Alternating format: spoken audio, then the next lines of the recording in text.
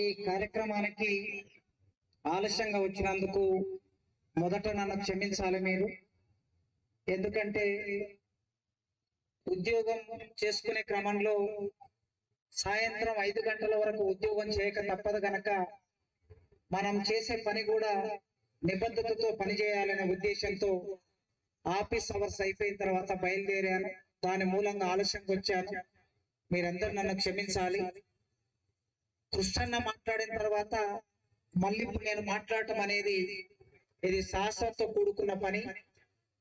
ఎందుకంటే సుదీర్ఘమైన 30 ఏళ్ల చరిత్రని మీ కళ్ళ ముందు సినిమా ఎట్లయితే దృశ్యంగా మన కళ్ళ ముందు కదులుతూ ఉంటుందో అట్లా దృశ్యమానం చేసిన తర్వాత మళ్ళీ ఇప్పుడు కొన్ని విషయాలు ఎక్కడైతే అన్న మీకు ఒక పిలిపిచ్చాడు, అది రోడ్ అవుతుందా, అది అసెంబ్లీ అవుతుందా, అది సెక్రటరియట్ అవుతుందా, హైదరాబాద్ దిగ్బంధం అవుతుందా, కాలమే ఆ ప్రశ్నలన్నిటికీ సమాధానం చెబుతుంది.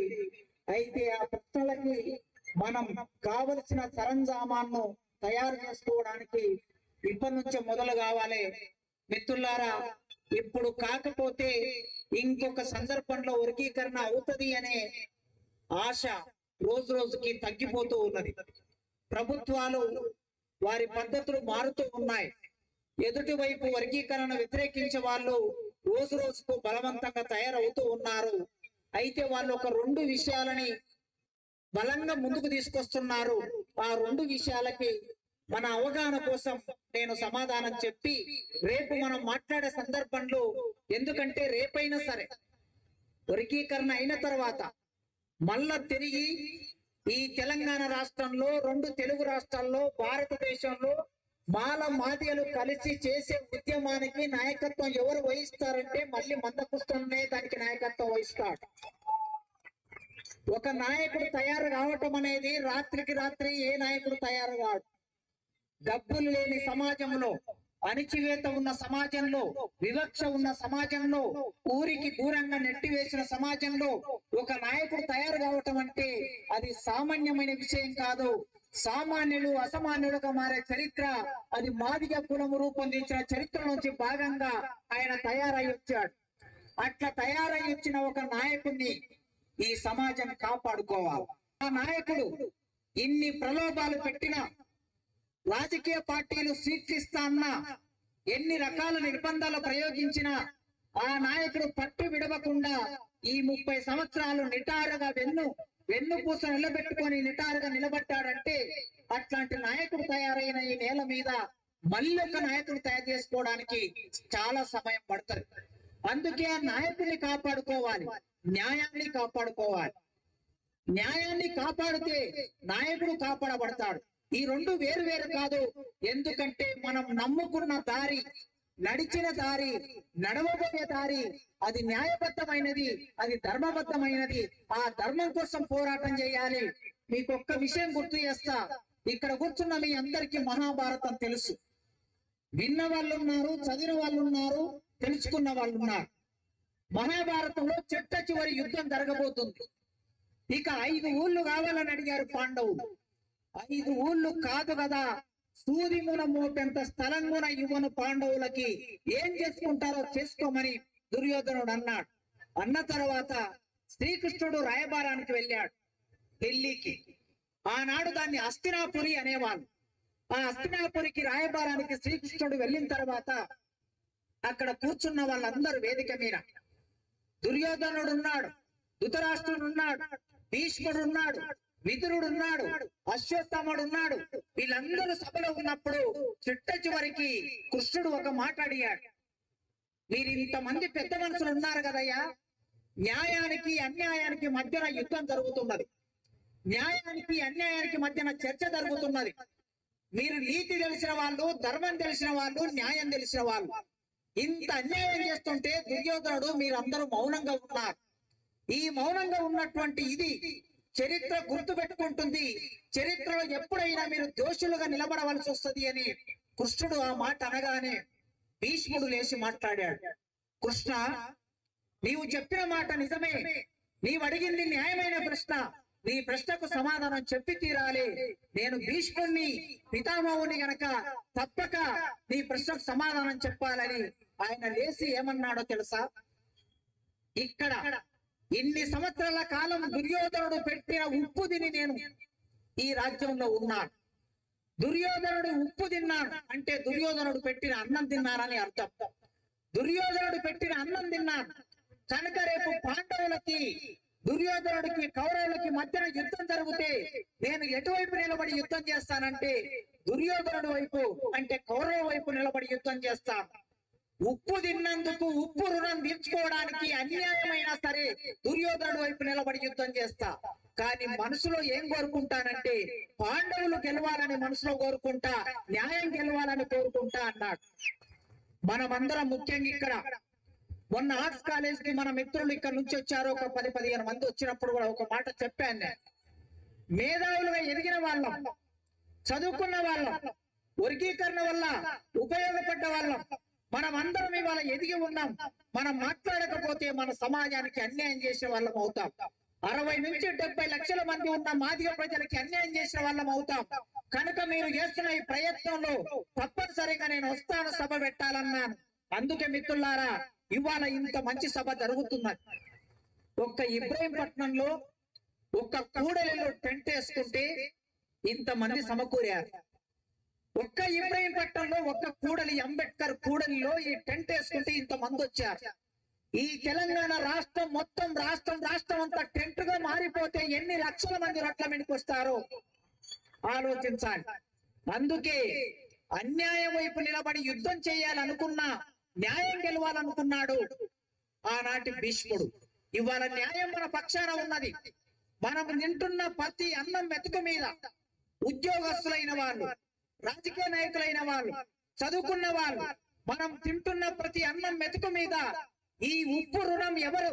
ఈ ఉప్పు ఎవరిదంటే మన ప్రజలది. ఆ ఉప్పు రుణం తీర్చుకునే ఒక సందర్భం మన ముందుకు వచ్చింది. ఈ సందర్భంలో కొన్ని అబద్ధాలను ప్రచారం చేస్తూ ఉన్నారు. ఈ అబద్ధాలకి రేపు మనం సమాధానం చెప్పాలి. ఎందుకంటే అన్నాడు కదా, అబద్ధమే 10 సార్లు నిజం నిజం నిజం అంటే అదే నిజమైపోయి ఈ సమాజంలో మనం జీవిస్తున్నాం. సోషల్ మీడియా ఉన్నది.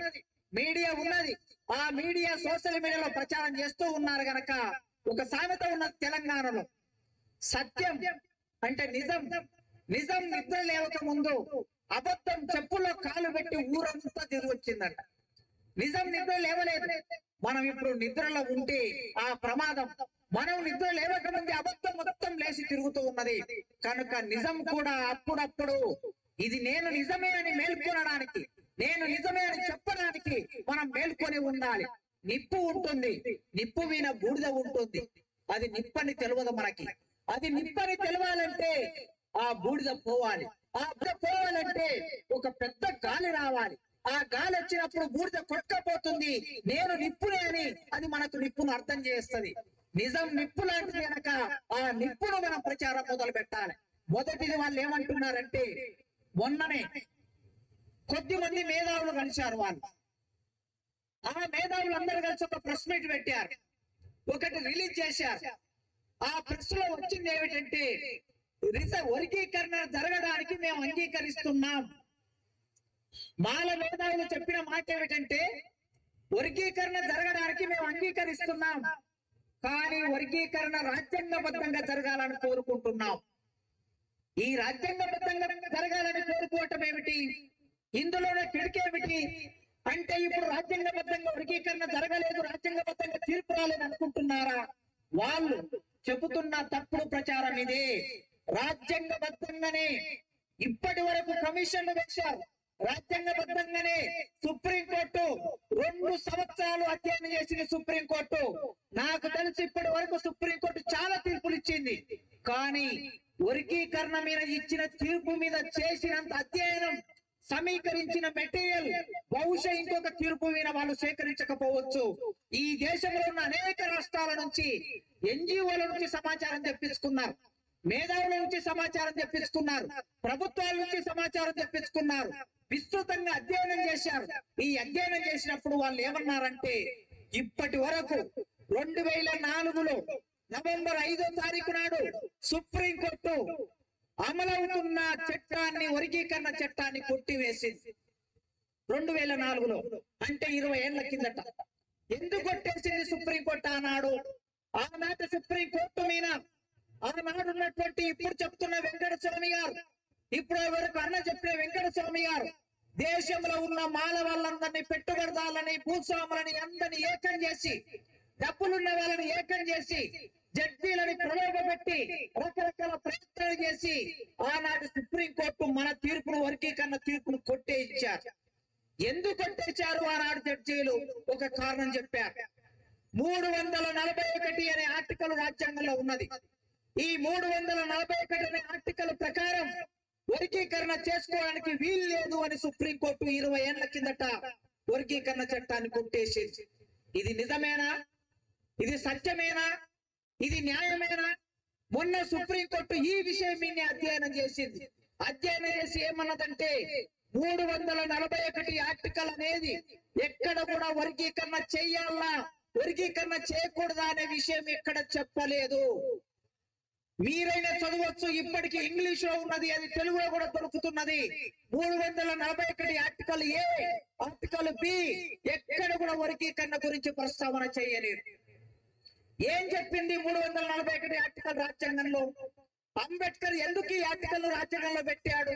ఎందుకు పెట్టాడంటే, ఎప్పుడైనా సరే భారతదేశంలో నోరున్న వాళ్ళు, డబ్బులున్న వాళ్ళు, ప్రాబల్యం ఉన్న వాళ్ళు ఎస్సీల జాబితాలో ఏదైనా ఒక కులాన్ని తీసుకొచ్చి పెట్టొచ్చు, ఏదైనా ఒక కులాన్ని తీసివేయొచ్చు.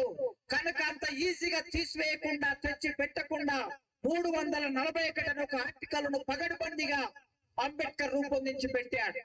ఒకవేళ ఒక కులాన్ని తీసివేయాలన్నా, ఒక కులాన్ని చేర్చాలన్నా పార్లమెంటు సమావేశం కావాలి, చర్చ జరగాలి, మెజార్టీ ఆమోదించాలి, రాష్ట్రపతి దగ్గరికి బిల్లు వెళ్ళాలి, అది ఒక ప్రభుత్వ ఆర్డర్ గా మారాలి.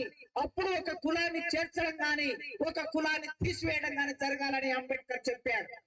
ఈ 341 ఆర్టికల్ కులాన్ని చేర్చడం, కులాన్ని తీసివేయడం మాత్రమే చెబుతుంది తప్ప ఎక్కడ కూడా వర్గీకరణ చెయ్యాలని గాని, వద్దని గాని 341 ఆర్టికల్ చెప్పడం లేదు. మొన్నటి సుప్రీంకోర్టులో ఉన్న 7 మంది జడ్జీలు ఈ విషయం గురించి ఆలోచించారు.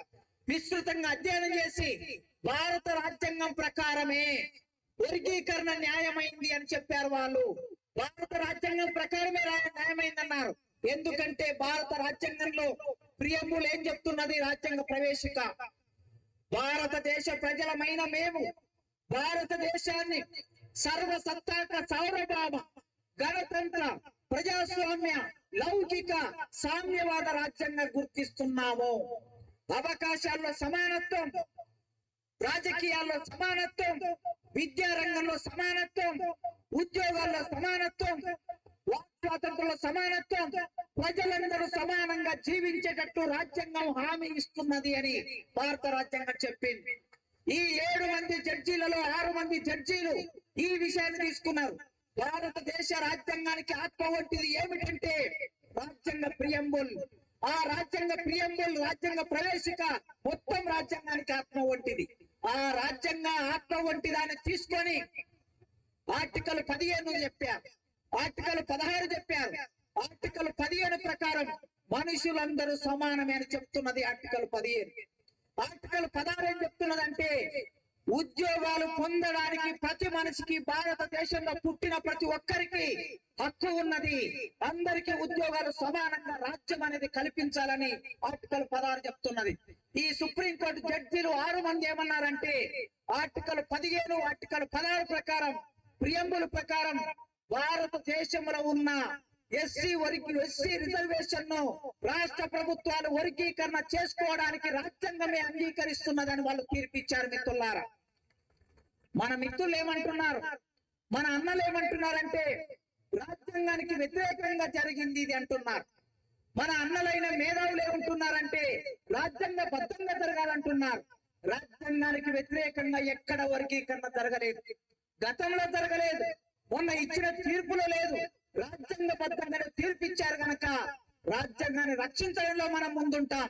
రాజ్యాంగానికి ప్రచారం చేయడంలో మనం ముందుంటాం, రాజ్యాంగానికి ఏమైనా ఆటంకం ఏర్పడితే మనం ముందుంటాం. కనుక రాజ్యాంగం ప్రకారమే వర్గీకరణ జరగాలి, జరుగుతున్నది, దానికోసమే సుప్రీంకోర్టు తీర్పిచ్చిందనే సమాధానాన్ని మనం చెప్పాలి. ఇంకా రెండో ప్రశ్న వాళ్ళు ఏమేస్తున్నారంటే, వర్గీకరణ జరిగితే మాల మాదిగల మధ్య ఐకమత్యం దెబ్బతింటుంది అంటున్నారు. ఈ ఐకమత్యం అనే వాదన ఎక్కడిది? ఈ వాదన ఎక్కడి నుంచి వచ్చింది? మాల మాదిగల మధ్యన ఐకమత్యం అనే మాట వచ్చినప్పుడు ఎక్కడికి వెళ్ళాలి? 100 సంవత్సరాల వెనక్కి వెళ్ళాలి. ఆనాడు అంబేద్కర్ రిజర్వేషన్లు కావాలని అంబేద్కర్ అడిగితే గాంధీ రిజర్వేషన్లు వద్దన్నాడు. ఎందుకు వద్దన్నాడు? రిజర్వేషన్లు ఇస్తే దళితులు, ఇతర కులాల వాళ్ళు రెండుగా దేశం విభజన జరుగుతుంది, మన మధ్యన ఐకమత్యం దెబ్బతింటుంది. స్వాతంత్రం వచ్చింది గనక మనం అందరం మంచి రాజ్యాన్ని రూపొందించుకొని మంచి పరిపాలన చేసుకుందాం, రిజర్వేషన్లు ఎందుకు అంబేద్కర్ నీకు అని అడిగాడు. అడిగితే వేల సంవత్సరాలుగా గుడికి బడికి సంపదకి రాజ్యానికి దూరంగా ఉన్నటువంటి మేము మనుషులుగా చూడని మమ్మల్ని ప్రజల తలంపులోకి మేము రావాలంటే, మాకు చదువుకోవడానికి, ఉద్యోగం చేయడానికి, రాజకీయాల్లోకి రావడానికి మాకు హక్కు కావాలి, ఆ హక్కు రిజర్వేషన్ ద్వారానే వస్తుందని అంబేద్కర్ అడిగాడు. గాంధీ ఏమన్నాడు? విడిపోవడం అవుతుంది అన్నాడు, ఐకమత్యం దెబ్బతింటుంది అన్నాడు. ఆనాడు గాంధీ మాట్లాడింది తెలంగాణకి ఆంధ్రకి మధ్యన చర్చ వచ్చినప్పుడు తెలంగాణ ప్రజలందరూ 4 కోట్ల మంది ప్రజలు తెలంగాణ కావాలని అడిగారు. ఆంధ్ర వాళ్ళు ఏమన్నారు? మనం విడిపోవద్దు, విడిపోవద్దు, అన్నదమ్ములాగా మనం కలిసి ఉందామని ఆంధ్ర వాళ్ళు అన్నారు. తెలంగాణ వాళ్ళు మాకు ప్రత్యేక రాష్ట్రం కావాలన్నారు. ఇక్కడ ఐకమత్యాన్ని తీసుకొచ్చారు. వర్గీకరణ ద్వారా ఎవరి ఫలాలు వాళ్ళకి 15% రిజర్వేషన్ ఈ రాష్ట్రంలో ఉన్నటువంటి సింధులకి, డక్కలకి, మాస్టర్లకి, బుడుగ సంఘాలకి, పైన్లకి, అన్ని కులాలకి, వాళ్ళు నీరటికాళ్ళైనా, వాళ్ళు దాసర్లైనా, ఎస్సీలలో ఉన్న 59 కులాలకి సమానంగా 15% రిజర్వేషన్ ఎవరి జనాభా ప్రకారం వాళ్ళ పంచుకుందామని మనం అంటే వాళ్ళు ఏమంటున్నారు? ఐకమత్యం అంటున్నారు. గాంధీ చెప్పిన ఐకమత్యం, ఆంధ్రలో చెప్పిన ఐకమత్యం ఇవాళ మన అన్నలు చెప్తున్నారు. కనుక ఎప్పుడైనా సరే మిత్రులారా మీరు గుర్తు పెట్టుకోండి, ఇక్కడ కూర్చున్న వాళ్ళు చాలా మంది మీ ఇళ్లలో ఉంటారు. తండ్రి ఆస్తి సంపాదిస్తే, 10 ఎకరాల భూమి సంపాదిస్తే, 5 మంది అన్నదమ్ములుంటే మనిషికి 2 ఎకరాల చొప్పున తండ్రి అందరికి పంచి పెట్టాడు. అందరూ సంతోషంగా, అందరూ ఐకమత్యంతో ఉంటారు. విడిపోయినంత మాత్రాన, వేరే కుటుంబాలు పెట్టుకున్నంత మాత్రాన, భూమి పంచుకున్నంత మాత్రాన, పెళ్లిళ్ళు చేసుకున్నంత మాత్రాన అన్నదమ్ములు అనేది పోతుందా ఎక్కడైనా? అందుకే ఐకమత్యం అనే మాటతో తప్పుడు ప్రచారం చేసి వాళ్ళు వర్గీకరణ జరగకుండా అడ్డుపడుతున్నారు. ఆ అడ్డుపడేది ఐకమత్యం అనే దాన్ని ముందుకు తీసుకొస్తున్నారు. ఐకమత్యం ఏనాడు ఉన్నది? ఏనాడనే ఐకమత్యం ఉన్నదా? ఈ ఐకమత్యం ఉంటే నీకు నాకు ఎలాంటి సంబంధాలు ఉన్నాయో ఒకసారి చర్చకు పెట్టండి. చర్చకు పెడితే అర్థమవుతుంది. నీకు నాకు కంచం పొత్తు ఉన్నదా? నీకు నాకు మంచం పొత్తు ఉన్నదా? నీ పండుగలు నా పండుగలు ఒకటిగా ఉన్నాయా? నీ దేవుడు నా దేవుడు ఒకటిగా ఉన్నాడా? లేరు కదా. మేము ఎల్లమ్మను పూజిస్తాం, మేము ఇంకొకరిని పూజిస్తాం, మీరు చెన్నకేశవులను పూజిస్తారు, మేము జాంబవంతుని పూజిస్తాం, నీకు చెన్నకేశవులు అయ్యాడు. చెన్నకేశవులు నీకైతే జాంబవంతుడు నాకయ్యాడు. కనుక దేవుళ్ళ ప్రకారం చూసినా, పండుగల ప్రకారం చూసినా, పద్ధతి ప్రకారం చూసినా ఈ భిన్నత్వం స్పష్టంగా ఉన్నది. అయినా నీకు నాకు అంటరానితనం ఒకటే. నీవు ఊరికి దూరంగా ఉన్నావు, నేను ఊరికి దూరంగా ఉన్నా. మన ఇద్దరిని కలిపింది గనక ఈ అంటరానితనానికి వ్యతిరేకంగా ఈ దేశంలో, ఈ రాష్ట్రంలో పోరాటం చేయవలసిన బాధ్యత మన మీద ఉన్నది. ఇప్పటి వరకు మిత్రులారా ఎన్ని రకాల పోరాటాలు జరిగిన ఆ పోరాటాల్లో ఇక్కడ కూర్చున్న కృష్ణన్న ముందున్నాడా లేదా అనేది 30 ఏళ్ల చరిత్ర ముందు పెట్టుకొని చూడండి. గీతారెడ్డి అనే ఒక మంత్రిని ఆనాడు ఒక నాయకుడు తప్పుడు మాట మాట్లాడితే గీతారెడ్డి మాలాని కూడలేదు మందకృష్ణన్న. గీతారెడ్డి నా అంటరాని బిడ్డ అని చూసి ఆ గీతారెడ్డికి సపోర్ట్ గా అన్న వెళ్లి పోరాటం చేశాడు. శంకర్రావు అనే ఒక మాల కులానికి చెందిన మంత్రి ఆ శంకర్రావుకు అవమానకరంగా ఆనాడు ఒక నాయకుడు మాట్లాడితే శంకర్రావుకు మద్దతుగా అన్న వెళ్లి పోరాటం చేశాడు. ఆ రోజు ఆత్మగౌరవం కోసం నిలబడ్డాడు. ఇక్కడి నుంచే కాదు, చీమకుర్తి అనే ప్రాంతంలో నిజంగా వర్గీకరణ ఉద్యమం మొదలు కాకముందే చీమకుర్తి అనే ప్రాంతంలో, ప్రకాశం జిల్లా చీమకుర్తిలో, ఒంగోలు దగ్గరలో చీమకుర్తిలో అక్కడ ఉన్న క్వారీలో ఇద్దరు మాల బిడ్డల్ని అత్యాచారం చేసి చంపేస్తే, అమ్మాయిలని అత్యాచారం చేసి చంపేస్తే, ఆ చంపేసిన దానికి వ్యతిరేకంగా ఆ బిడ్డలకి న్యాయం జరగాలని పోరాటాన్ని మొదలుపెట్టినటువంటి వ్యక్తి మందకృష్ణ ఇక్కడ మన ముందే ఉన్నాడు. కనుక ఇక్కడ మాలలు మాదిగలు అనే విభజన వచ్చినప్పుడు అన్నదమ్ముల్లాగా వాట పంచుకునే దగ్గర చర్చ వచ్చింది తప్ప నీకు అన్యాయం జరిగితే చూసుకుంటా కూర్చున్న సందర్భం ఎన్నడూ లేదు. ఆనాడు కారంచెడులో మాదిగలు చంపితే మీరు పోరాటంలోకి వచ్చారు, మీరు నాయకత్వం వహించారు. అదే విధంగా చుండూరులో జరిగితే మీరు ముందుకొచ్చారు. ఆనాడు మందకృష్ణ కూడా పోరాటంలో ఉన్నాడు. ఆ తర్వాత జరిగిన అనేక పోరాటాల్లో అన్న నాయకత్వం వహించాడు. ఉమ్మడిగా చేయవలసిన పోరాటాలు ఇంకా మిగిలే ఉన్నాయి. కనుక అన్నల్లారా, మాల అన్నల్లారా, ఈ వేదిక మీ నుంచి, ఇబ్రహీంపట్నం వేదిక మీ నుంచి మీకు ఒక విజ్ఞప్తి చేస్తున్నా. కలిసి చేయవలసిన పోరాటాలు మిగిలే ఉన్నాయి. భూమి కోసం పోరాటం చేయాలి, రాజ్యాధికారం కోసం పోరాటం చేయాలి, విద్య కోసం పోరాటం చేయాలి, ఆత్మగౌరవం కోసం పోరాటం చేయాలి. నీవు నేను కలిస్తే ఈ రాష్ట్రంలో 1 కోటి మంది మనం. ఈ రాష్ట్ర జనాభా 4 కోట్లు అయితే నీవు నేను కలిస్తే, మన ఇద్దరం కలిస్తే మనది 1 కోటి జనాభా. 1 కోటి జనాభా మనం ఒక్కటవుతే ఈ రాష్ట్రంలో అధికారం మనకు అవుతుంది. కనుక అధికారం రాకుండా, చదువు రాకుండా, భూమి రాకుండా, ఆత్మగౌరవం రాకుండా, పోరాటం చేయకుండా అడ్డుపడుతున్నది ఎవరో ఆ చరిత్ర అంతా అన్న ఇప్పటి వరకు చెప్పాడు. చిన్న సమస్య ఉన్నది పరిష్కారం కాకుండా, చిన్న సమస్య పరిష్కారం కాకుండా ఉన్నది గనక దాన్ని పరిష్కరించుకోవడానికి మీరు ముందుకు రండి. మేధావులారా, నిజాయితీగా మాట్లాడండి. మేధావులు ఎప్పుడైనా సరే సమాజానికి మంచిని చెప్తారు, మేధావులు ఎప్పుడైనా సత్యాన్ని చెప్తారు, మేధావులు ఎప్పుడైనా నిజాన్ని చెప్తారు. గనక అక్కడ ఉన్న మేధావులారా, మీరు ఆలోచించండి, ఆలోచించి ముందుకు రండి.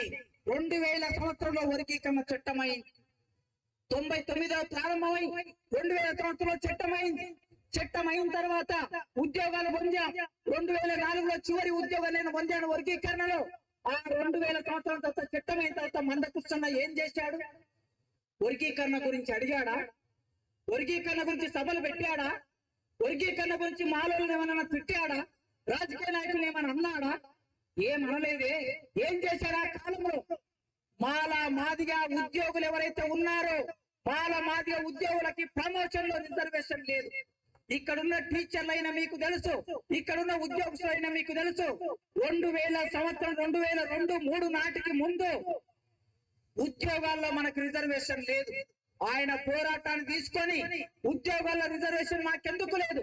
ఒకసారి ఉద్యోగంలోకి, ఒక క్లర్క్ ఉద్యోగంలోకి వస్తే, జూనియర్ అసిస్టెంట్ ఉద్యోగంలోకి వస్తే మొత్తం జీవితం అంతా జూనియర్ అసిస్టెంట్ గా, జీవితం అంతా చెప్రాసిగా, జీవితం అంతా క్లర్క్ గా రిటైర్ అయిపోయేది ఎందుకు? మాకు మీరు మాత్రమే ఆఫీసర్లు ఎందుకు అవుతున్నారని పోరాటాన్ని మొదలుపెట్టి ఈ రాష్ట్రంలో ప్రమోషన్లలో రిజర్వేషన్లు సాధించిన నాయకుడు ఆయన ఉన్నాడు కదా.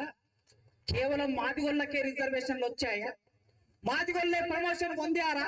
అన్ని కులాలు, ఎస్సీలో ఉన్న అన్ని కులాలు ప్రమోషన్లు పొందారు కదా. అందుకే వర్గీకరణ సమస్య పరిష్కారం అయితే మనం ముందుకు వెళ్ళడానికి ఇంకా చాలా మార్గాలు ఉన్నాయి గనక ముందుకు వెళ్ళే ఒక ఎజెండా ఉంది. మీరు ఇప్పటికైనా అర్థం చేసుకోండి, ఇది మన మధ్యన ఘర్షణ కాదు. వాళ్ళు ఇంకో మాట ఏం మాట్లాడుతున్నారంటే, అగ్రకుల పార్టీలకి అనుకూలంగా ఇది జరుగుతున్నది, అగ్రకుల పార్టీలు ఎంజాయ్ చేస్తున్నారు అని అంటే, మరి అగ్రకుల పార్టీలు ఎంజాయ్ చేయడానికి, అధికారంలో ఎక్కువ కాలం ఉండడానికి ఎవరు కారణం అవుతున్నారు? ప్రతిసారి వర్గీకరణ చట్టం ముందుకు వచ్చినప్పుడల్లా హైకోర్టులో వేసింది మీరే, హైకోర్టులో 2 సార్లు వేసింది మీరే, సుప్రీంకోర్టులో 2 సార్లు వేసింది మీరే, మళ్ళీ ఇప్పుడు పిటిషన్లు వేసింది మీరే, మళ్ళీ హైకోర్టులో పిటిషన్లు వేస్తున్నది మీరే. కనుక పేద మాల ప్రజలారా, గూడు లేని మాల ప్రజలారా, అన్నం లేని మాల ప్రజలారా, విద్య లేని మాల ప్రజలారా, ఉద్యోగం లేని మాల యువకులారా, మీరు ఆలోచించండి. వర్గీకరణకు వ్యతిరేకంగా జరిగే పోరాటం వలన మీకు ఇల్లు రాదు, మీకు ఉద్యోగం రాదు, మీకు చదువు రాదు. వస్తే ఏమొస్తుంది? ఒక ఆయనకి మంత్రి పదవి వస్తుంది తప్ప మీకు ఒరిగేది ఏముండదని ఆలోచించండి. మాల ప్రజలని కూడా అర్థం చేయించండి.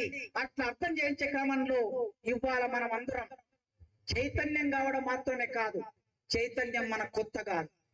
ఈ తెలుగు నేల మీద చైతన్యం గురించి మాట్లాడితే, అస్తిత్వం గురించి మాట్లాడితే, అస్తిత్వ ఉద్యమాల గురించి మాట్లాడితే 1994 జూలై 7వ తారీఖు ముందు ఒక చరిత్ర, 94 జూలై 7వ తారీఖు తర్వాత మందకృష్ణ నిర్మాణం చేసిన చరిత్ర ఇంకొక చరిత్ర. రెండు రకాల విభజన రేఖ ఉన్నది దళిత ఉద్యమంలో. ఆ దళిత ఉద్యమానికి మాత్రమే పరిమితం కాకుండా మాదిగ దండోర ప్రారంభమైతే ఈ మొత్తం సమాజానికి చైతన్యం ఇచ్చిన శక్తి కూడా మనకే ఉన్నది. మాదిగ దండోర ప్రారంభమైతే మనల్ని చూసి సాకళ్ళు చాకిరేవ దెబ్బ వేశారు, మనల్ని చూసి గొల్లళ్ళు గొల్ల కుర్మటోళ్ళు దెబ్బ వేశారు, మనల్ని చూసి లంబడళ్ళు గంగార పెళ్లి వేశారు, మనల్ని చూసి ఆదివాసులు తుడుం దెబ్బ మోగించారు, మనల్ని చూసి సప్పండ కులాలు వాళ్ళు సంఘాలు పెట్టుకొని ఈ రాష్ట్రంలో ముందుకొచ్చారు. వాళ్ళందరికీ చైతన్యం ఇచ్చినటువంటి వ్యక్తులం మనం. ఊరికి దూరంగా పుట్టినా సరే ఒక్కసారి చైతన్యవంతమైన తర్వాత మొత్తం సమాజానికి చైతన్యం నేర్పిన వాళ్ళం. మరి మనం ఇవ్వాలా? మౌనంగా ఉంటే చరిత్రలో నేరం చేసిన వాళ్ళం అవుతాం. మౌనం కూడా నేరం అవుతుంది. నోరుండి మౌనంగా ఉంటే నేరం అవుతుంది.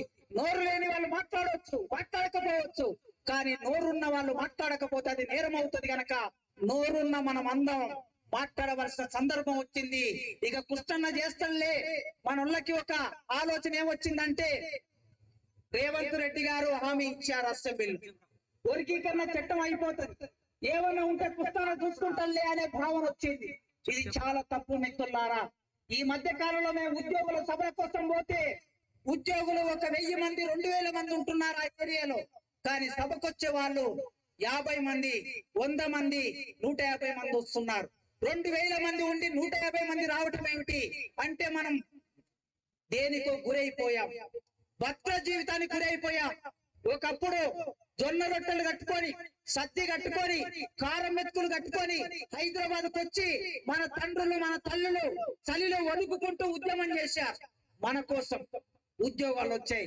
మరి ఇప్పుడు మన ఉద్యోగాలకు వచ్చినటువంటి వాళ్ళం నోరెత్తకపోతే అది నేరం అవుతుంది. గనక అలర్ట్గా ఉండాలి. రాజకీయ నాయకులను ఎవరిని నమ్మడానికి లేదు. వాళ్ళకు కావాల్సింది పదవి, వాళ్ళకు కావాల్సింది మంత్రులు, వాళ్ళకు కావాల్సింది డబ్బు. ఎవరు డబ్బు ఇస్తే ఎవరు పదవి ఉంచితే వాళ్ళ వైపు ఆలోచిస్తారు. గనక రేవంత్ రెడ్డి గారు మాట ఇచ్చారు గనక నెరవేరుతుంది అనుకోకండి. రేవంత్ రెడ్డి గారు ఇచ్చిన మాట నిలబెట్టాలంటే మనం మండుతున్న పొయ్యిలాగా మెలుగుతున్న నిప్పులాగా మనం మారకపోతే, మోగుతున్న డప్పులాగా మనం మారకపోతే వర్గీకరణ కాదు. గనక ఈ చైతన్యం ఇబ్రహీంపట్నంలో మొదలైన ఈ చైతన్యం మొత్తం రంగారెడ్డి జిల్లాలో పాత మండలాల్లో అన్నింటిలో మొదలవుతే హైదరాబాద్ కు వేడి పుడుతుంది, సెక్రటరేట్ కు అసెంబ్లీకి వేడి పుడుతుంది. గనక అట్లాంటి ప్రయత్నం మన ఇబ్రహీంపట్నం మిత్రులు చేసినందుకు వాళ్ళకి అభినందన తెలుపుతూ, ఈ రంగారెడ్డి జిల్లా మొత్తం కలిపితే ఒక్క జిల్లా ఆనాడు వాళ్ళు జింకానా గ్రౌండ్ లో పెట్టిన మీటింగ్ దానికి సమానంగా ఒక్క రంగారెడ్డి జిల్లా తలుచుకుంటే అంతకు 2 మీటింగ్ పెట్టవచ్చని మీరు నిరూపించాలని కోరుకుంటూ ఇంతటితో నా ఉపన్యాసం ముగిస్తున్నాను. దయచేసి మళ్ళీ చెప్తున్నా, ఏ క్షణమైనా పిలుపు వస్తుంది. అది రోడ్డుకైనా హైదరాబాద్ ఇబ్బంది చేయడానికైనా దానికి మానసికంగా సిద్ధపడండి. సిద్ధంగా ఉన్న వాళ్ళు మన ఆత్మవిశ్వాసం చేతులెత్తండి. దయచేసి అతి త్వరలో పిలుపు రాబోతారు.